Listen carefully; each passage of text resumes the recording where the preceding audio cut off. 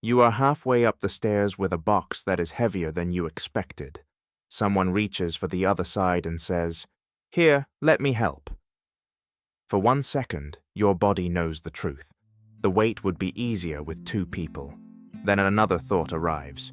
Do I look incapable? Are they taking over? Will I owe them now? You tighten your grip and say the sentence before you have even decided whether you mean it. I've got it. Sometimes help feels like losing because the offer does more than solve a problem. It can sound like a verdict on your competence, a transfer of control, a quiet change in status, or the beginning of a debt. The question is not whether you should become passive. It is whether receiving suitable care can remain an active choice, one in which your judgment, limits, and voice stay present. In John 13, Peter faces a far more unsettling reversal. Here, Jesus kneels to wash his feet, and Peter refuses. The Gospel does not tell us that Peter had a modern psychological problem, but the scene places dignity, service, and receiving into a shape that can challenge anyone who is comfortable giving love but uneasy when love moves toward them. The box is only one version of the moment. A friend offers to review an application. Someone from church wants to bring dinner after a difficult week. A co-worker offers to take one task. A family member says, "You do not have to handle this appointment alone." You may need exactly what they are offering. You may even feel grateful, yet your first impulse is to minimize the need, refuse the offer, or accept it only after explaining that the situation is not usually like this. Perhaps you let them bring the meal, then spend the evening planning how quickly you can repay them. You allow someone to read the application, but reject every suggestion before considering it. You say yes to company, then perform being fine so convincingly that the person never sees the part of you that wanted company in the first place. This does not automatically mean pride. It does not prove that you fear intimacy, lack trust, or secretly believe you are better than everyone else. Independence can be a genuine skill. It may reflect responsibility, privacy, competence, cultural values, or a simple preference to do something yourself. And sometimes, refusal is not merely understandable. It is wise. Some help is controlling. Some offers arrive with pressure to disclose, surrender a decision, accept unwanted touch, grant access to private information, or become loyal to the person who helped. Some assistance is offered publicly so the helper can look generous. Some is followed by reminders of what you owe. Some people do not hear the word no unless it is spoken from a distance. If an offer carries humiliation, surveillance, religious manipulation, financial leverage, punishment, or danger, your discomfort is not an inner obstacle you are required to overcome. Spiritual language does not make coercion safe. A boundary can be the most honest response available. But there are other moments when the person is safe, the need is real, and the offer is suitable. Nothing obvious is being demanded. Still, a useful act of care can acquire a meaning that makes it harder to receive than the burden itself. Research on how people respond to aid suggests that receiving has more than one layer. There is the practical layer. Will this meal feed me? Will this advice improve the application? Will another pair of hands make the box easier to carry? Then there is a self-relevant layer. What does this help imply about me, about the other person, and about the relationship between us? The practical answer may be yes, while the second layer still feels threatening. You can want the relief and resist the meaning you think comes with it. One possible meaning is a verdict about competence. If part of your identity rests on being reliable or prepared, another person's intervention may sound like evidence that you failed at the role. The offer says, "Let me take one task." What you hear is, "You could not manage your life." A second meaning is a transfer of control. Requested help can feel different from an unsolicited takeover, because asking is already an act of choice. But when someone acts without asking, the decision may seem to move out of your hands. The material problem gets smaller, while your place in solving it gets smaller too. A third meaning is a change in equality or status. The helper appears strong or resourced, you appear needy. In some relationships, that difference lasts only for the moment. In others, it has established who gets to advise or decide. Even a kind offer can touch an old fear of being placed beneath someone. A fourth meaning is debt. Receiving can make the relationship feel unbalanced and in need of immediate correction.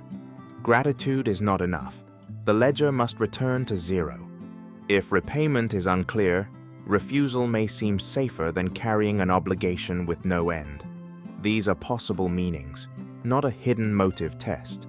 Several may be present, none may be. The helper may intend no judgment at all, or the offer may genuinely contain one. A history of conditional care can also make a new offer harder to read. The point is not to tell yourself that every threat is imaginary. It is to notice that the thing being refused may be the meaning attached to the help, not the practical benefit. The form of assistance matters. Studies in particular task and workplace settings distinguish help that supports future agency from help that simply replaces the recipient's action. A tool, an option, or collaboration may preserve competence better than a complete takeover. But this is not a moral sorting machine. Teaching can become condescending when you asked for relief. Taking over can be compassionate when illness, grief, disability, danger, or exhaustion has already consumed your available strength. The same action can preserve agency in one moment and diminish it in another. Fit and consent matter more than the surface appearance of the help. The loop often moves quickly. An offer appears. One of these meanings attaches to it. Tension rises. You refuse, minimize, control every detail, or hurry to repay. That response restores a sense of independence for the moment, so it feels protective. Yet nothing was learned about whether this particular offer could have been received safely. The next offer meets the same defense. Eventually, "I can handle this" stops being a description of capacity and becomes a rule about identity. I must be the person who handles this alone. That rule can look like strength for a long time. You keep the schedule moving, you solve problems before anyone notices. You become the person others call because you know how to carry weight without making a scene. But a strength can become a prison when you are not allowed to set it down. The cost may be exhaustion that remains invisible until it becomes collapse. It may be resentment toward people who did not help, even though every offer was turned away. It may be loneliness inside a crowded life, because others know your usefulness but not your need. It may be a relationship in which you give generously, but cannot let the other person contribute without feeling diminished. Urgent repayment creates another cost. A gift cannot remain a gift long enough to be received. The meal becomes a future meal you must cook. The ride becomes a favor you must return. Kindness is converted into accounting before it has time to become connection. The helper also has a responsibility. Care can become self-serving when the helper needs to be needed, ignores the recipient's answer, or makes themselves central to someone else's difficult season. Assistance is not respectful merely because it is generous.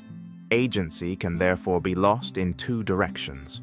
Another person can take it through controlling help, or you can narrow your own freedom with a rule that says you must never need anyone. One refuses your voice, the other refuses you permission to have a need. John 13 takes place in a room already heavy with meaning. Passover is near. Jesus knows that his hour has come. John speaks of his love for his own, and the shadow of betrayal is already present at the table. Jesus rises from supper, he lays aside his garments, takes a towel, and wraps it around himself. He pours water into a basin and begins to wash the disciples' feet. The action does not mean that Jesus has ceased to be their Lord. In fact, the force of the scene depends upon who he is. The one with authority takes the posture of a servant.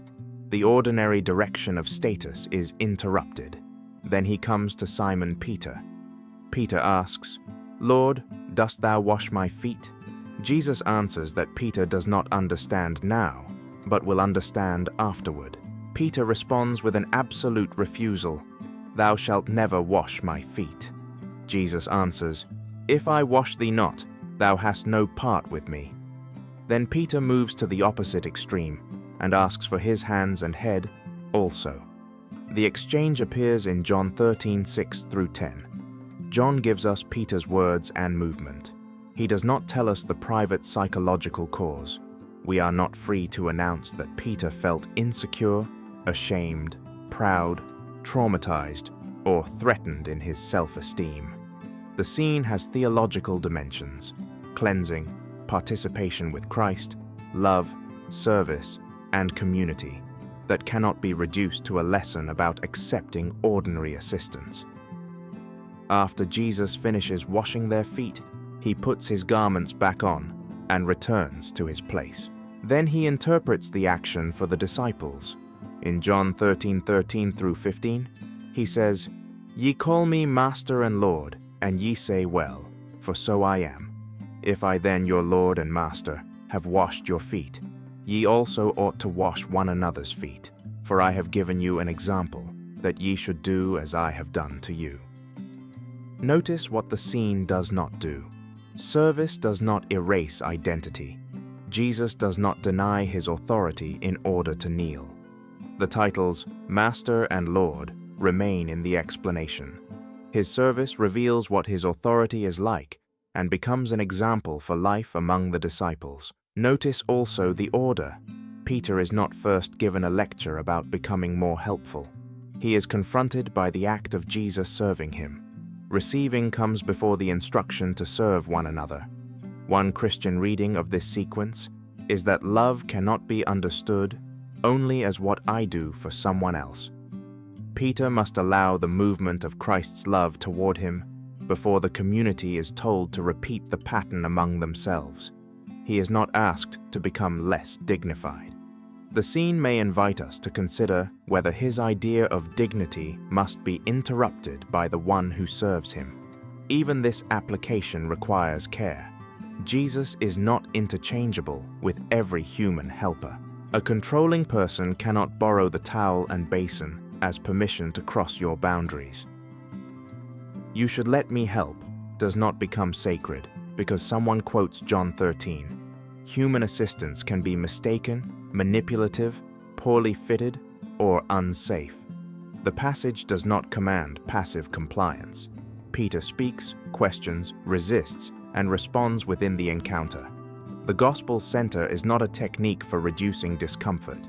It is Jesus, his love for his own, participation with him, and the shape of mutual service under his lordship. Still, the order remains challenging. The disciple who will be told to serve cannot reserve dignity for the giver alone. Psychology and John 13 are not proving the same claim. Research can help describe why assistance may threaten competence, control, status, or reciprocity. It cannot tell us the full meaning of Jesus washing his disciples' feet. John can reveal a theological pattern of love, service, participation, and reversed status. It is not a scientific study of recipient reactions. Placed beside each other, they expose a question beneath the refusal. Have I defined dignity in a way that only allows me to be the capable one, the useful one, the one who gives? For some people, that identity was built through years of real responsibility. You became competent because someone had to be. Depending on others was unreliable, costly, or dangerous. It would be shallow to call that history pride, but a protection that was once necessary can become too absolute for a different relationship.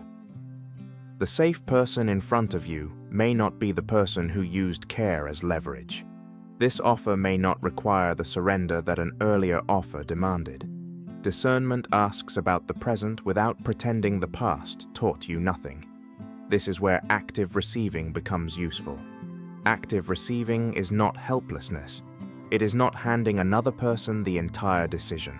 It means that you remain a participant while suitable care enters the situation. An active recipient can ask questions. They can choose between options. They can say what part of the task they want to keep. They can accept direct relief when relief is what protects their capacity. They can decline advice and still welcome company. They can be grateful without promising access. They can change their mind. Sometimes the most agentic answer is no. Sometimes it is yes. Sometimes it is yes, but not in that form. Receiving does not have to settle the question of who is stronger. It can simply acknowledge that strength moves through relationships. Today you may carry the box. Tomorrow someone else may hold the door. In another season, you may have little to give except an honest thank you. Your dignity does not have to rise and fall with your position in that exchange. Christian mutuality is not a perfectly balanced ledger.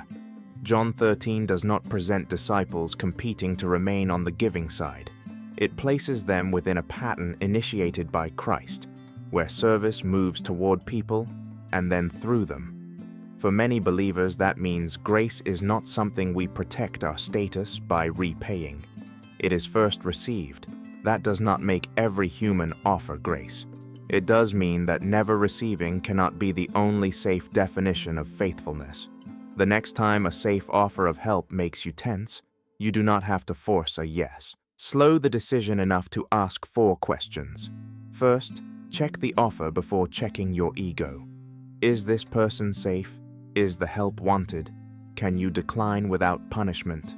Are there strings involving money, loyalty, disclosure, touch, surveillance, or control? If the answer reveals coercion or danger, refusal may be right. You do not owe a negotiation that increases your risk. Seek appropriate local support when abuse, medical need, legal danger, or financial control is involved. Second, if the offer appears safe, name what feels at risk. Ask yourself what you are afraid accepting it would mean about you. Maybe it will mean I am not capable. I am no longer in control. They will see me as less. I will owe more than I can return. My need will become visible. Treat the answer as information, not a diagnosis. Naming the threatened value separates the need from the story surrounding the offer. The concern may be justified, or the person may have given you no evidence for it. Either result makes the decision more honest. Third, separate the need from the proposed method. You can need support and reject the form in which it arrived. I do need help, but not with that part, is a complete response. You might say, show me the first step, then let me try. Or, please bring dinner, but let me manage the week. Or, I would like company, but not advice tonight. The aim is not maximum effort. If you are sick, overwhelmed, grieving, disabled, or in danger, the most agency-preserving help may be for someone to do the entire task. Participation can mean choosing relief, not proving you can still perform. Fourth, consider one bounded, reversible act of suitable help. Let one trusted person carry one box. Accept one meal. Ask for feedback on one page.